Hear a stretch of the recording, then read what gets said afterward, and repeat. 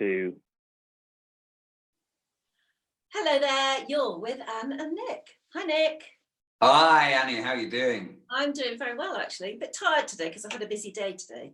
Well, yes, you were doing Jeremy Vine this morning, weren't you? Yeah, I was doing the Vine show this morning, which requires a very, usually you have to get up really, really early to get in through the London traffic. It is like a zombie town. I've never seen London like it. I mean, I haven't been out for 2 months, almost. Not out in the big wide world. And it was the first time in London, driving through to get to ITN, where the programme's made. What sort of time? Well, I was going in at 6, and there was nothing. There was practically nothing else on the road. And on the one hand, I was saying to the driver, on the one hand, it's a real pleasure. On the other hand, it really does make you think. And he said it's been brilliant business for him because he's working and he drives an awful lot of health workers. He said they're just dreading the time when the health workers can no longer afford taxis anymore and everything loosens up and they'll lose the contract. But at the moment, he said that he's having a good time. But they were very, very strict about maintaining social distancing and wiping everything down and everything. Very impressive. I have to say that the roads are getting much busier all of a sudden in the last week or so, I find. And I mean, we live literally about 500 yards from a beauty spot. And the traffic is so busy. And today we're out walking quite early and all the sort of areas where people park under the trees and things like that, all absolutely rammed. So it's really changed radically in the last week or so, really noticed it. And the weather, of course, brings it out. But well, it wasn't. It's been the most fantastic day. I know. Where you are. Yeah. Oh, beautiful. I know. Have you been watching the press conference this afternoon? I know, unbelievable. I mean, when we were thinking about what we were going to discuss on the programme this morning, there was only one big story in town, obviously, and it's still going. Is he still in the Rose Garden talking? Because I don't know. He was last time I looked. He'd gone well over an hour when I looked. And of course, he started late, which I thought was not a great move, to be honest, 4:30 when it should have started at 4, as you know. But I was pleasantly surprised that he was wearing a shirt as opposed to a sort of, sweatshirt, t-shirt thing. And thought he might have worn a tie as well. But I think a lot of people might have been pleasantly surprised that he was coming over as a human being because it's not how he's painted. But are we being conned or not? I don't know what the answer is yet. I don't know. I've never heard him speak before. I've known about him and heard reports about him and heard lots of people. I've never heard anyone say anything nice about him as an individual. No. I have to say. And of course, that would be part of the battle against him. I think people are really loving it, the people who've been dissed by him and so on. But why did he not come out with something earlier? I know there's sort of rule about advice that shouldn't be seen. I shouldn't be heard, should I say, and shouldn't be giving press conferences. He could have killed it. The advisors should never become the story. Exactly. And he's become the story. And that's almost that used to be a reason for, immediate resignation. The minute you become the story, you become a distraction from the main focus of what you're trying to say. And I think there's no doubt that's true. Yeah, but clearly he and the Prime Minister believe that his story is fair enough and it's excusable and so on. So be interesting to see how the papers react tomorrow. I mean, there's mixed Twitter, some not believing a word. It depends where you started with your standpoint. If you thought in the first place you stayed like that. Yeah. If you've started from the standpoint of somebody who's suffered particularly badly, you've not been able to be with a loved one when they died, for instance, you've not been able to go to their funeral or hold their hand when they were suffering, then I think you might feel very differently from somebody whose life hasn't been touched by COVID. But we'll wait and see. And clearly that's what they're doing, is they're playing a waiting game to see how public opinion goes. That's what I reckon anyway. Yeah, I reckon. Very interesting. Should we talk to our first guest? I think we should. Our one and only guest, a very special guest, someone we've known for absolutely years, since the early 1980s, a colleague.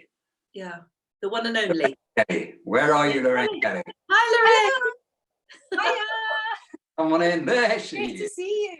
Oh, it's lovely to see you. It's nice to see you. It's nice to see you not in a studio, in a way. This is your home territory. It is. This is the wee office. It's a wee bit of a state just now. But yeah, but isn't it amazing what you can do from, I'm not very good technically, but the kind of things you can do right now is incredible, because obviously in the studio, and I know you're the same, we're just interviewing people in their houses and in their homes and the books they ran, I'm really impressed. Yeah, but they're not real. Sorry, they're not real. That's fabric.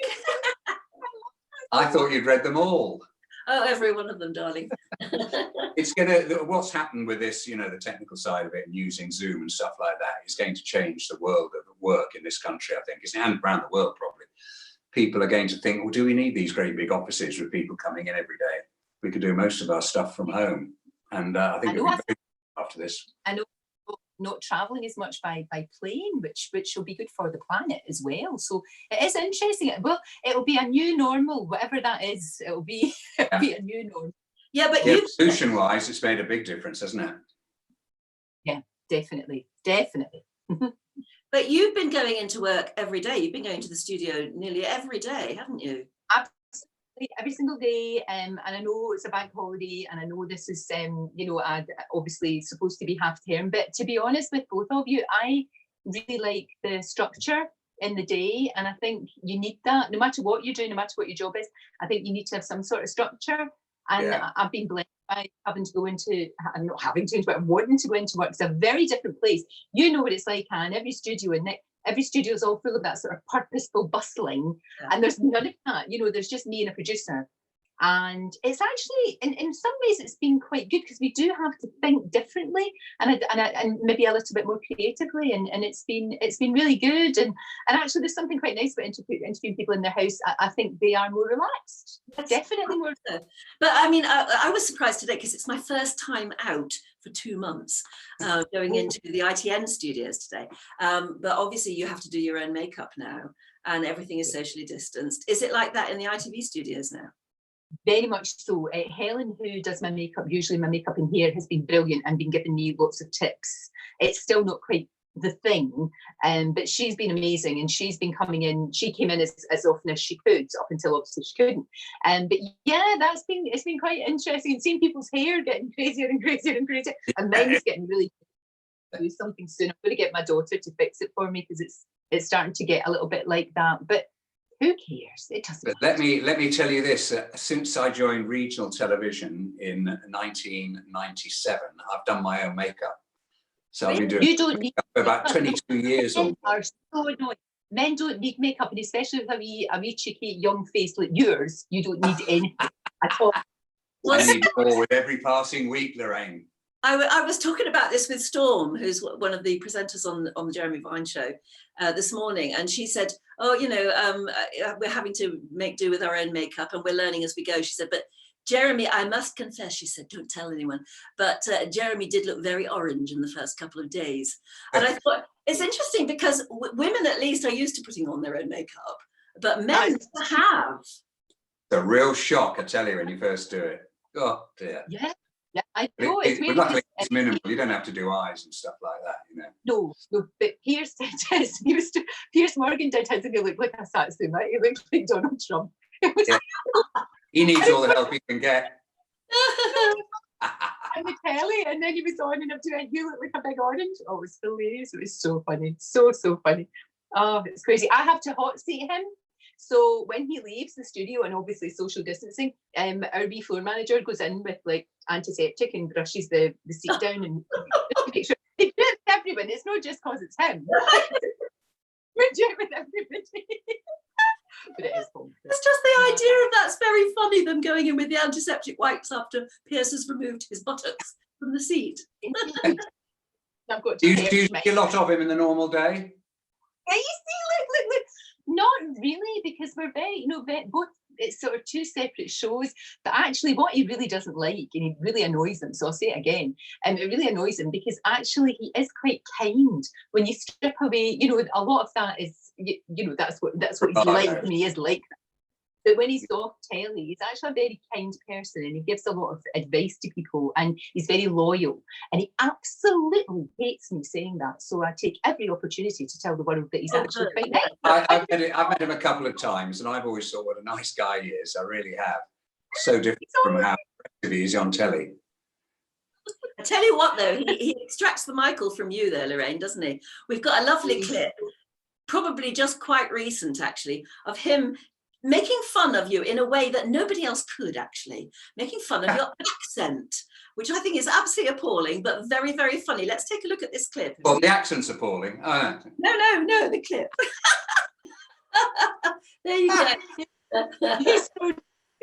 he gets me into terrible trouble because sometimes you do actually forget that you're on telly with him, and he will ask you opinions now, and I just come out with things, and I don't do it very often, but when I do, it's kind of like I'm unleashed, and actually maybe that's no bad thing. Sometimes, not all the time, just now and again.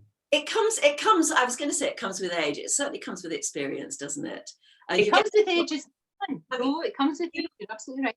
You have been on television so long, you are as much at home in a TV studio as you are at home, I guess.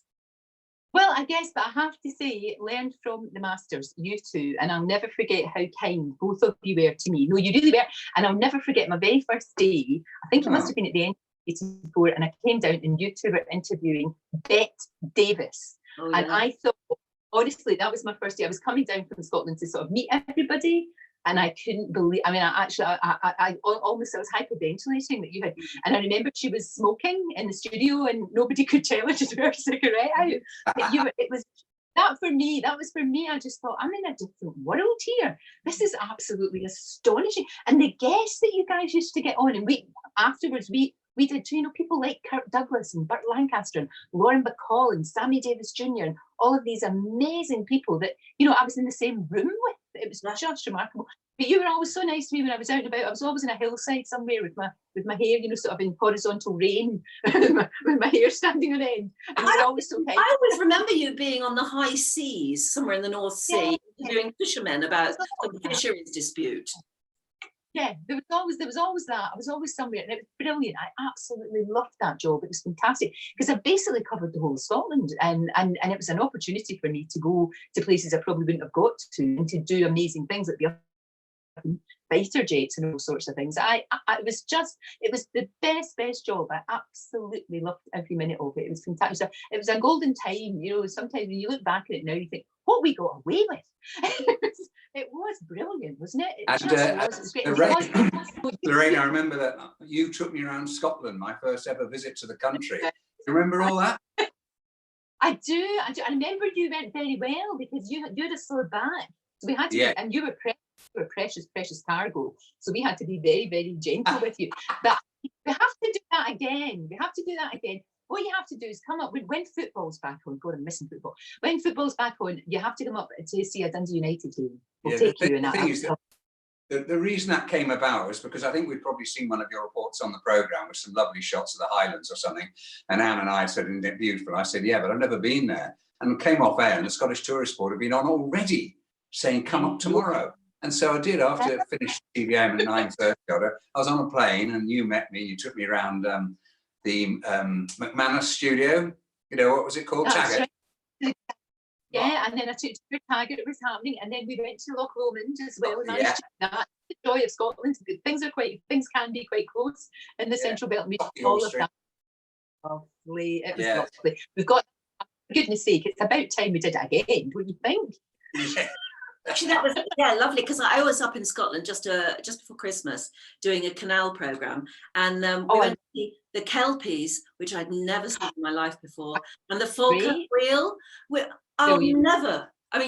in itself is worth going to Scotland just to see. Amazing, absolutely amazing. I'm really missing. Normally this time of the year we always got to Orkney. It's like one of the highlights of the year for me, but of course we can't go, and I cannot wait to go back, as long as it's obviously safe, most importantly safe for the people that live there all the time. But yeah, I'm really missing that, and obviously I should say, you're obviously missing friends and family, missing my mum and dad because I've not been able to see them too, but everybody's in the same boat. We're all exactly the same, unless at least you got your daughter with you. She was stuck at one stage. Yeah, where was she? Well, she was living in Singapore for a long time, and she'd been living there for about 4 years, and she decided to come home before all of this had happened. But when she came back, we couldn't understand it at all, because obviously in Singapore they've had SARS and they're very on it. Every shop you go into, they're testing your temperature, scanning you, and all the rest of it. And when she landed at Heathrow, it was about 3 or 4 weeks ago now, she just went into self-isolation. She self-isolated for 2 weeks because she was really worried about catching it on the flight and then giving it to us or spreading it around. As it happened, she was absolutely fine, but she did the responsible thing, because we haven't shut the airports, and I think they're going to do it soon. But you kind of think, why now when you could have done it before? It doesn't make any sense. It doesn't make any sense. A lot of it doesn't make any sense. It really doesn't. But she's fine. She's fine. It's lovely to have her back. It's good, and we're not driving her too crazy. She's quite enjoying. Can I just, Lorraine, remind you what's probably your biggest story you covered at TVAM? What was the sort of chain of events for you at the time of the Lockerbie disaster? Well, it was a strange one. We got there really quickly, Nick, because I got a call. Back then, of course, there wasn't the internet, there wasn't mobile phone, there was no Twitter, nothing like that at all. Got a call from one of my police contacts, and he says, look, I think there's been a crash, a plane crash. Looks like it's 2 small planes because nobody thought it was as bad. Get yourself there. Now, at that time, I started going out with my cameraman, who I'm now married to, Steve. We have been together for 50 odd years. So I basically nudged him and said, we've got to go. And we got there really, really fast and really, really quickly. And it was the only way, I'll tell you, the only way I got through that, to be honest, was it just didn't feel real. It was like a film set. And I just got very blinkered and I did my job that I had to do. And the one memory I've got of that, weirdly, is people taking their Christmas decorations down. It's not the carnage, because I think I've blocked that out a little bit. But I remember everyone taking their decorations down. But I also do remember the 21st, 88. That's right, and it was. And I do remember as well that we were able, because of the trailblazing that you two had done, we were able as reporters to actually, yes, we reported the facts, but we were allowed to report the emotion without being mawkish, obviously, but we were allowed to reflect that, and that now is totally acceptable. Everybody does that now. That's the way people report now. A lot more.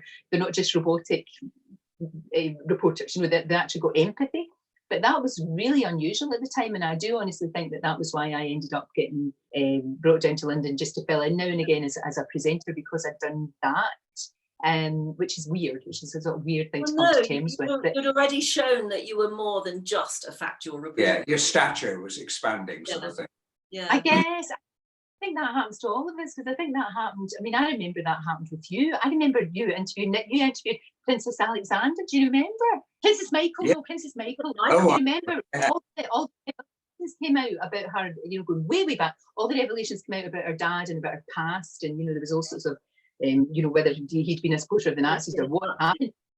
And she wanted to talk to you guys. And also I remember the first surrogate also wanted to talk to you. So you were getting people, we were kind of the cheeky upstart station, weren't we? But you were getting people in the news wanting to talk to you, wanting to talk to both of you. And when the big Hollywood stars, when the big Hollywood stars came to Britain to promote a movie or whatever, they did 2 shows. They did Wogan and us. Yeah, and they often did it in the evening, and then us the next morning, and then they jetted back to America. They'd done Britain. And one of if I were to ask you who is your best interview, you go back to Kirk Douglas.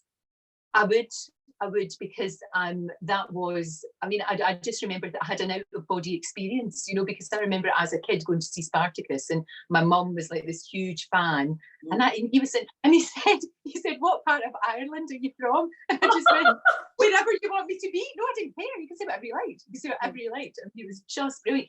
And of course, these guys, as you two know all too well, they had stories falling out of their pockets. This was long before everybody was PR'd and everybody was, had to say a certain thing, and everything was very tightly controlled. They just came on, they sat, they chatted. It was a joy. It was a joy. And we gave them a lot of time as well, which is great. I know. Isn't he amazing? Because he lived to about 103, only died about a year ago, I think, isn't it? I know. The most amazing man. An amazing man. And what a story. That's the thing about all of those stars. They had real stories to tell. Amazing. Yeah, fantastic. Have you got a worst interviewee? Yeah, Kevin Stacey was really, really not very nice at all. This was a couple of years ago, and I was so annoyed because I loved House of Cards. And it was before all the allegations and all the, all of that. But he was just very rude. And it wasn't so much that he was rude. Oh, there we are. And poor Robin Wright, she was there as well. And she got more and more sort of uncomfortable as the interview went on. No, I couldn't really say that he was really dreadful. He just, you know what? I just don't think he wanted to be there. And when people are rude to the people round about me, that's when I get really cross.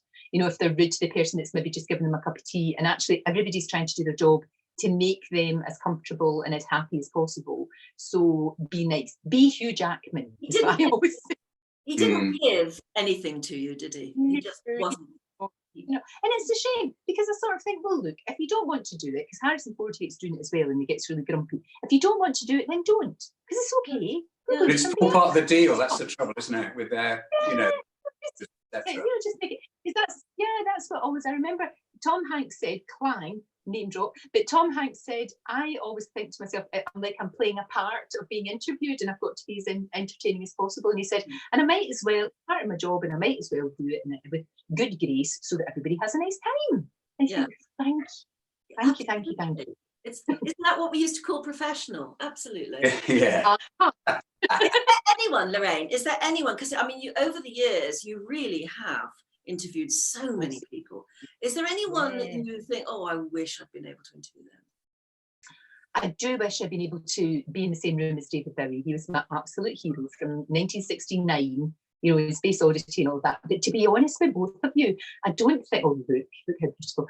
I honestly don't think I would have been able to speak. I just would have sat there going, like this, because I would have been so starstruck. I mean, honestly, wouldn't be able to, it would have been, you know, I don't know. So maybe it was best that I didn't embarrass myself. I think that's really interesting that you're so used to meeting very, very big stars, but there are always, for all of us, there are certain people that you just go gaga over. I remember when we first interviewed Elton John, I couldn't even speak.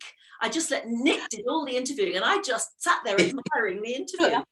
I love that. And it's people that it's really funny, because I get all funny when it's like 80s stars, you know, like people, like bands that I loved, you know, like Human League or anybody like that, or Hue and Cry and bands like that. And people, you know, my wee kids, some of my wee researchers are like, first of all, probably don't really know that much about them, and they don't understand why I'm going all crazy over these people. But yeah, it's oh, I know there's a story about you interviewing The Cure on the QE2 at 3 in the morning in the nursery. What the heck was that about?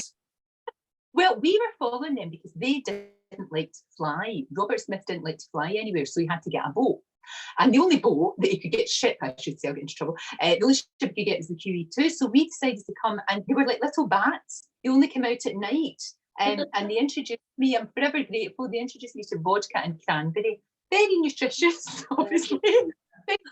Cystitis and all of that. And we just had a laugh. It was, I think I might have been, you know, a little bit squiffy doing that interview, but they were hilarious. And one of there is the tiniest clip we found on YouTube, and you all sound squiffy, to be absolutely honest. You're in the nursery on the QE2.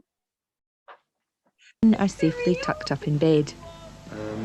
It's built up through the years. I think that the way we work in the studio is to blame. You're busting this. I'm not. I didn't do that. I know you're going to think I didn't. It was like it was virtually broken. It was one of those. Look at the little bit that's on there. It's like hanging off. It's like, someone's going to go. It's busted. That was a child treasured toy, and you have I've saved a child through doing that. Anyway, staying up all night.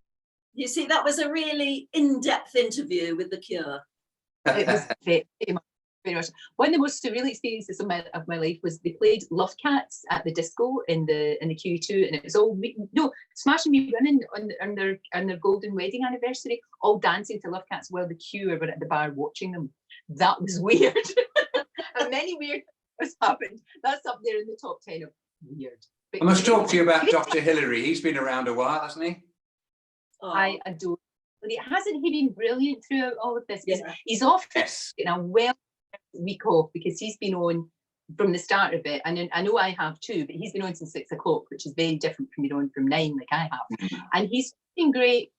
He's been the voice of reason, common sense, cut through all the nonsense, total clarity. He should really be running the country. Yeah, and he puts Piers in his place as well occasionally, doesn't he? He does, and good. And I think that's very, very good. And actually, Piers really respects him for that. And I think it's right. Hillary will just call him out. I mean, he won't take any nonsense. But he's been amazing throughout all of this. He really has. He's a really funny, good, caring. He's a lovely guy, isn't he? Did you have Mark Porter with you today? I didn't know, but the guys on GMB did. They've got Mark sitting in this week, and so obviously, but Hillary's at home, and he says, "Look, if there's any big stories, I'm there. Just phone me up." And he's really, he's been fantastic. He's a great guy. But I tell you what, I mean, your relationship with him goes back a while, but it also spans the most incredible, 30 odd years of different names for the programs. Frankly, you have been doing almost the same program for 35 odd years, but it's been called something different nearly every 2 years. Incarnation. I don't understand. I don't understand that. All the regime changes that we have always seem to want to change it. So we've been Lorraine. Wow, that must have taken ages. And then LK Today at one point I was GMB. GMTV with Lorraine, then GMB with Lorraine as I am now. Yeah, but basically it's the same stuff, just rebrand. You know, it is. And I don't really see why. We should just sort of stick with Lorraine. How have you survived the politics? Because I mean, there, like you say, there have been big regime changes, but somehow you survived it. How do you do it? Do you know what? Do you know what I think it is? I never get involved in the politics. I don't really get involved with like the big giant bosses. I just, you know, obviously give them the respect they deserve, but I don't really have anything to do with them. And I just really come in and do the job. I come in, I do the job, and then I go home. And I love my job. I know you do too, but I absolutely love it. But it's my job, and there it is. And then I take a step back and I go home. And then I'm, you know, when Rosie was here, I was Rosie's mum or whatever. And you know, that's how I think you survive. I think you've always got to have, that Dennis Healy said, you always have, and he said it to you and Diamond and Nick Owen. He said you've got to have hinterland. You've got to have hinterland, and he's right. You really do. Yeah. This just for being on the telly, because whilst it's all very good, and I mean every year I say, well, that'll be that then. Because, you know, I've had a right good innings and that'll be that then. And of course, one day it will come to an end, as it does to everyone. And I'll go and do something else. And I'll be sad, but I'll go and do something else. It'll be fine. You've also shuffled your presenters around a bit, haven't you, Lorraine? Going back to dear old Mike Morris and Eamon Haled. He was. Do you know the thing about him, though? I think Mike was really underrated because he's a bit like both of you in that he made it look easy. He made it look like it was effortless. It made it look like he hadn't done any homework, and he just had sailed in, sat down and had a wee chat, and that's the genius, and that's what you did, but all, you know, and still do, and that, I think, making it look easy, but then sometimes but he did mean do that you don't. He did do his homework. Yeah. He used to worry. He used to worry about whether he was good enough, and he used to worry after the program about whether he'd been good enough. Always worried. And he always was. I know, and he always was, but that really taught me. I mean, you know, watching you two working and watching him working really taught me that you've got to put in the graft. You know, you can't just turn up. You can't, and also more than just wanting to be on the telly and just wanting to be famous, because that's daft too. You know, that really is sort of incidental. We were always at our desk about 4 o'clock, weren't we, Annie? At 4 o'clock in the morning. Stuff, Mike and I started on the same day as sports presenters. But because he wasn't very experienced actually on telly, I did the first 14 days consecutively, and then we got into a routine and we became really good. He's a lovely, lovely guy. Yeah. So terribly sad that he died. Yeah. So young. It is too young, taken away too young for sure. But it's that thing as well that I think what makes if you like what makes people like to watch is that it's not about us. It's always about who we're talking to. You know, it's always about the interview. And it should just feel like a chat. It should just feel like you're having a conversation. And then you can ask, because I'm not combative. You know, it's not gladiatorial. My style isn't that at all. Never has been. But you can ask those questions. But you can do it in a way that nobody's offended. And actually, sometimes you get a better answer. Quite always. To warm people up, to relax them, and then they'll open up to you. If you dive into them, they'll just pull their coat round them and they won't answer. For sure. They do. Very important. Really, and also, you don't want to make the person watching uncomfortable. Yeah. No, you don't want to. I mean, I know Piers does this a lot, and it's gladiatorial, and sometimes it's really worth watching. But you don't want to alienate your audience too much by making them feel uncomfortable, do you? No, you don't. And there's a line sometimes that you really can't cross. And I always think if I'm feeling a little bit, I don't really like this, then of course people are watching home. And as you know, it's that time of day as well. It's a different, you're sort of easing into the day. You know, it's there's things that we can really get away with on breakfast television. Of course we can. You know what it's like. I mean, do you remember you did all these things? We talked about things like back when we were doing it, you weren't allowed to talk about cancer. You weren't allowed to talk about testicular cancer, AIDS, things like this. I mean, that was the thing. I'm really proud of breakfast telly and daytime telly because we were pioneers and still are. I remember You must have gone through this. Claire Rayner putting condoms on a banana and all that sort of thing. It was her speciality. You couldn't. But that was great. Nobody was doing that, and she would have saved lives doing that. So for all it was funny, and she made it funny. She was brilliant, but it was really important, but that does save life. Even to this day, you know, with Dr. Hillary doing stuff that he does, you know, examinations of boys' testicles and women's breasts and all the rest of it. It's part of your body. You know, people are so silly about it. It's just part of your body, and that does save lives. And again, what other job could you say that you do that? You know, unless obviously. I tell you what, someone else who was a pioneer, Lynn Foleswood, bless her heart. Oh, geez, wasn't that awful that we couldn't go to her funeral? It was so one of the terrible things about this. You know, I felt so bad, and we actually had John on the show last week. He wanted to pay tribute. It was all about paying tribute to Lynn and giving Lynn her place, because she was amazing. She was another one that was so kind to me when I first started as well. Very, very, very kind woman. You wouldn't want to get on her bad side. No. She was an amazing lady. But she was there right from the first day, I think, TVAM 1983. And then John joined us later. Great couple to work with. Oh, they were just brilliant. And he's a cracking journalist. Absolutely super. And son, of course, is carrying on their work. You know, he's an amazing journalist as well and filmmaker. So, but yeah, I felt really well. Obviously, of course, that, you know, when we can all meet up, there'll be a memorial service to Lynn. I'm sure there will, definitely. We'll be able to go and remember her and pay her respects and all of that. I think we'll be queuing up to tell our own little stories, won't we? Yeah, I know, and that's what it'd be like. But that's one of the truest things about this whole pandemic, isn't it? That we can't do that, and we can't be close to the people we love, and we can't survive. Do you sometimes pinch yourself and think, this is a movie, this can't be real? It's just a rubbish movie, a really rubbish sci-fi movie with really ever. You know, it is. It doesn't feel real. You know, when you think back to like February, and it's like another world. Well, it's another world, isn't it? Do you think everything will change? Do you think our attitudes will change towards each other? Do you think we'll be able to get it back? I don't know. I do hope so. I'm hoping the world will be a kinder place at the end of all this. It's got bitter at the moment, but I hope it'll be a kinder place when this is ended. You know, I do hope so. I hope we remember the good bit as well. The fact that we are reaching out. I mean, people are doing these video conferences. In fact, do you do this with family, greater extended family? Oh my goodness. Absolutely. I've been speaking to my best friend lives in Spain, and I've been speaking to her more since this than I ever have, you know, because we've got one of those friendships that we just kind of we might not see each other for a wee while, and then we can just pick it up.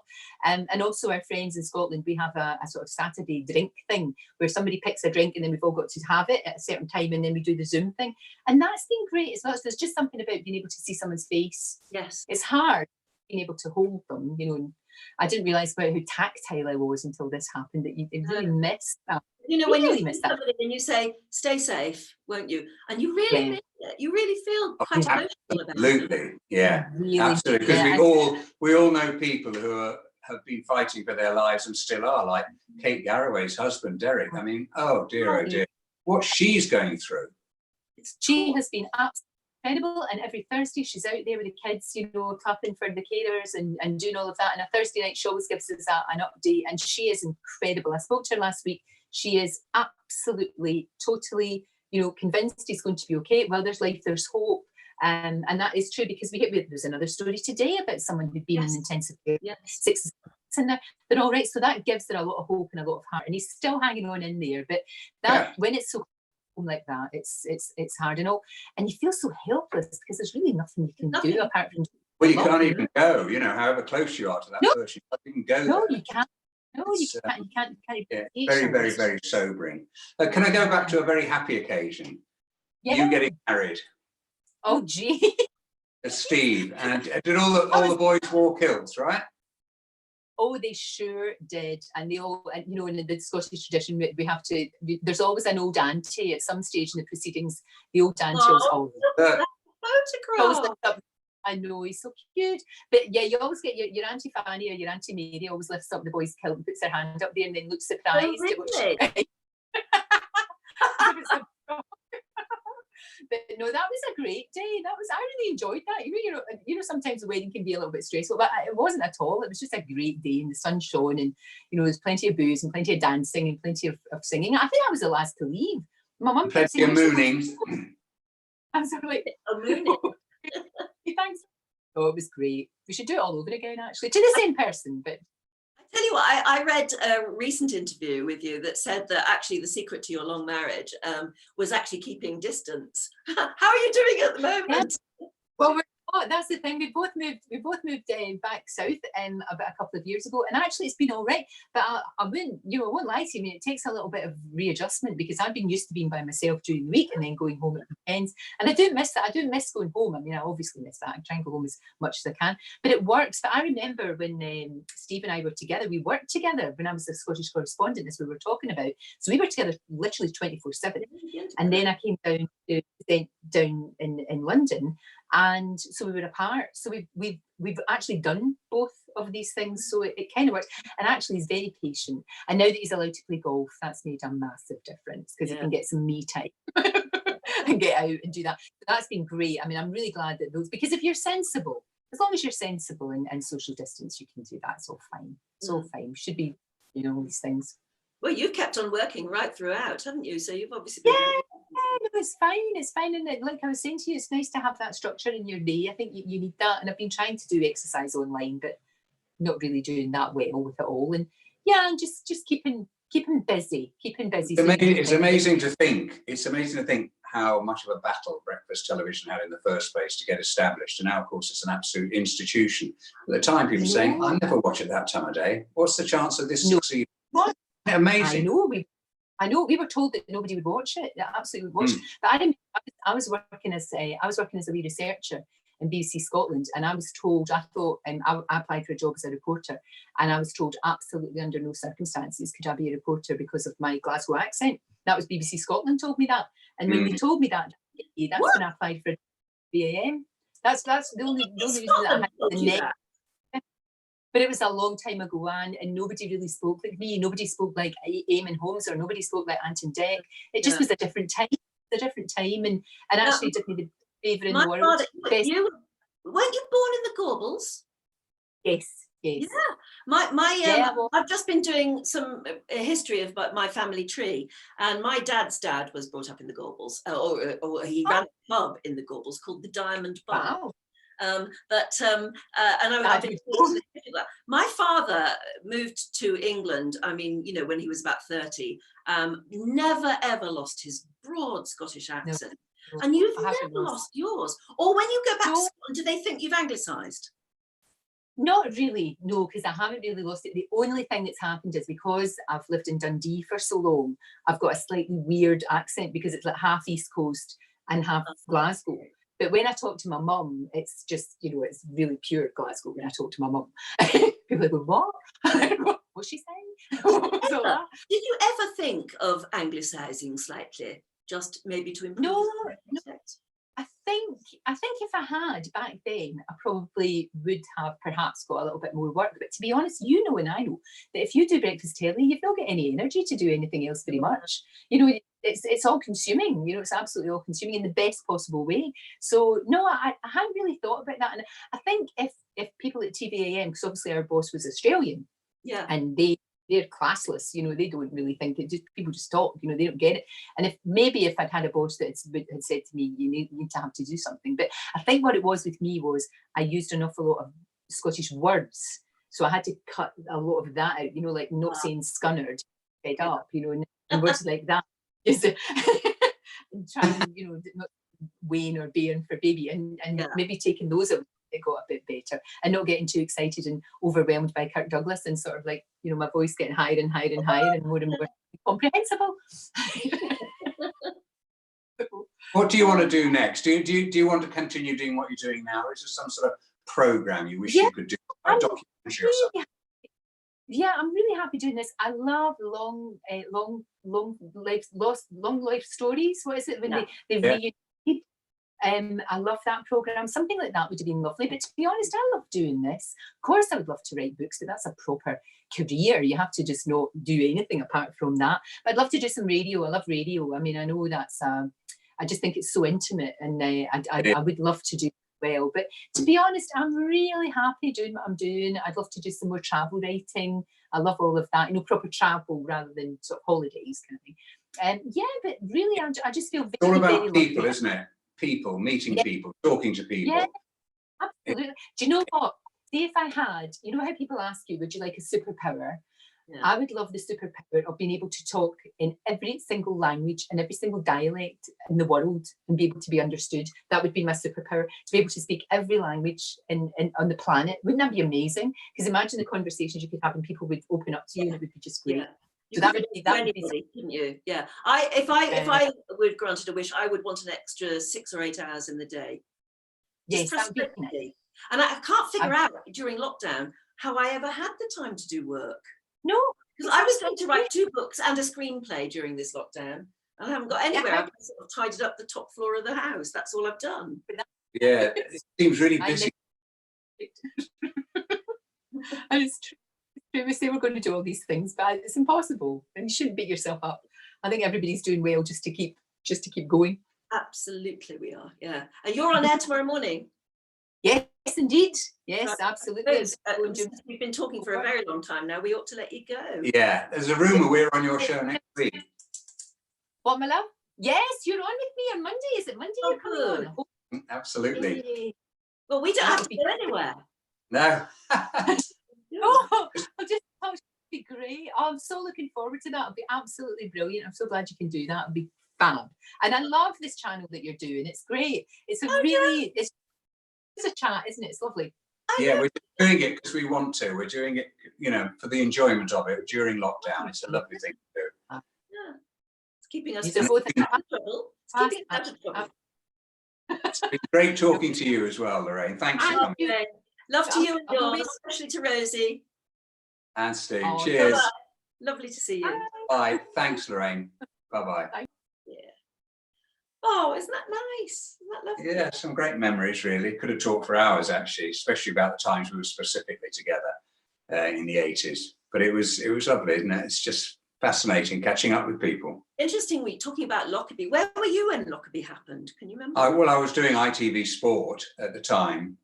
So that particular night, I think I was just at home, to be honest. But I remember sort of watching it with horror on television as it emerged. Where were you? I was in Australia, and it happened on the 21st. And on the 20th, I'm just trying to think, it would almost have been the same time frame. On the 20th, I had baby number 2 in hospital in Sydney. I'd literally just given birth. And the word Lockerbie didn't even impinge on me for another 3 or 4 days, I think. And of course, by then it was Christmas. So it was quite a time before I realised what had happened back home when I'd been having a baby and then Christmas. Appalling event it was. Unbelievable. But then, in those days, we lived and broadcast through quite a few tragedies, didn't we? Yeah, I was on duty on the day of the Grand Hotel bombing in Brighton. That's right. And I was on my own. I don't know why. I was in hospital because I'd had kidney stones. And I watched the programme unfold literally from my hospital bed. I remember tuning in and then seeing this terrible thing happen and watching. In Brighton. Yeah, he was in Brighton, but the film crew had gone home the night before because they were all over. Just about. Reports by phone to you. And I remember he was terribly frustrated at the time. It's very difficult. And my guest all morning was the former Home Secretary, Merlin Rees. Oh, my goodness. And he really played a blinder. He was there from 6:30 to 9:30. Yeah. That was a coincidence that he was the guest that day. Probably. I can't even remember that detail because he now. was in there to talk about the Tory party conference, because that was what was going on at Brighton. Yeah, well, it could well have been. But anyway, well, we'll do this again next week, shall we? We'll do it again next week. It's lovely to see you so well. Yeah, and it's lovely to see Lorraine so well. Yeah, absolutely. Yeah. Take care then. Yeah, we'll see you on ITV tomorrow morning, and I'll be doing Jeremy Vine show again tomorrow morning. So are you doing it all week then? No, just tomorrow and Tuesday. Sorry, just today and Tuesday. Yeah. And then I'm going to write the book and the screenplay and get on with the work that I was going to do for the last 2 months. Okay, I'll look out for you tomorrow, 9:15, Channel 5. Yeah. Okay. Have a good one. Absolutely. Bye. You too. Bye-bye.